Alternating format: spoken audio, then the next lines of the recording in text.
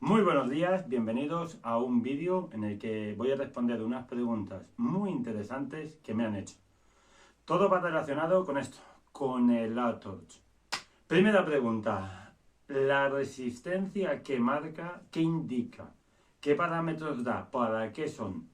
Bueno, según el tipo de ATORCH, porque nos vamos a encontrar dos tipos de LCD, una de ellas, la resistencia que te marca, es simple y llanamente ley de Ohm. Es decir, un voltaje y una intensidad nos va a dar una resistencia. Entonces, eso solo nos vale como valor de referencia de cuánta resistencia estamos generando para un circuito. Realmente ese dato en concreto no nos vale para nada. Pero sin embargo, a la parte de abajo aquí podéis ver que ahí nos da una resistencia muy importante. Es la resistencia de la batería, la resistencia de la celda o lo que sea. Que quiero que quede claro.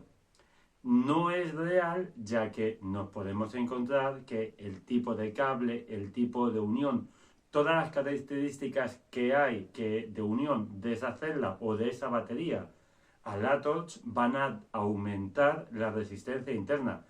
Entonces se puede usar como referencia, pero tener claro que no es una resistencia real. Pero lo bueno es que te va a dar un valor de resistencia. ¿Para qué nos vale? Pues si usamos ley de Ohm podemos saber si mi batería tiene X resistencia, cuando yo le pida un consumo de X amperios va a caer tantos voltios. Os pondré por aquí algún ejemplo para que lo veáis, aquí escrito. Lo he dicho, si mi resistencia tiene si mi batería tiene una resistencia de X ohmios, mi batería está a X voltaje y yo le someto a una descarga de X, esto es lo que me va a caer.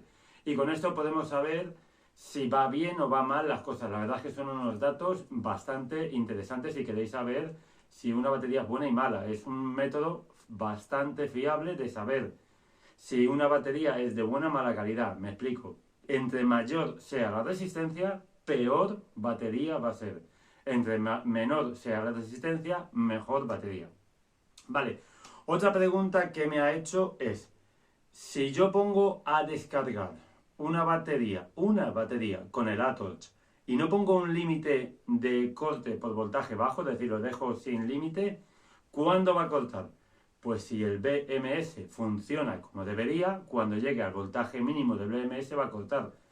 Yo, como norma general, si estoy descargando una batería, lo dejo así para saber la capacidad total de la batería desde cargado hasta que se descarga. Entonces, en un principio, te diría que no hay ningún problema porque el BMS, como norma general, sí que te va a cortar. Y la tercera pregunta ya es más compleja de responder, es a qué voltaje o a qué amperios cargar y descargar celdas usadas. En un principio, voltaje de corte a la hora de hacer un test de descarga, yo no bajaría de 2,9. Porque de 2,9 a 2,7 no hay nada. La capacidad que queda dentro de la celda es nula. Entonces, voltaje de 4,2 hasta 2,9. Bajar de 2,9 ya te digo que es tontería. ¿Cuántos amperios poner en la descarga? Aquí ya el tema tendríamos que tirar directamente al datasheet, ¿vale? Que sería lo ideal, pero puedes tomar como ejemplo, si todo lo haces siempre a 1 amperio, hacer siempre descargas a 1 amperio. Ten en cuenta que muchas celdas te dicen que te dan, por ejemplo, 4000 miliamperios, pero se basan en una descarga de 0,4 miliamperios. 0,4 amperios, que es nada. Entonces, no es lo mismo someter una celda a 1 amperio de descarga que a 0,4. Entonces, no te puedo decir un dato genérico por ese detalle, ¿vale? Puede ser que descargues a 1 amperio y te dé un buen resultado o que descargues a 1 amperio y te dé malo, pero, como indico, muchos fabricantes que te dicen una capacidad es porque esa capacidad que han hecho es a una temperatura X hasta un voltaje de incluso 2,5 voltios de caída y a una descarga de 0,4 amperios o incluso menos. Bueno, ha sido un vídeo bastante corto, claro, ya si sabéis que la resistencia, ¿qué pasa si no se corta, si no se pone un límite de corte y a qué voltaje?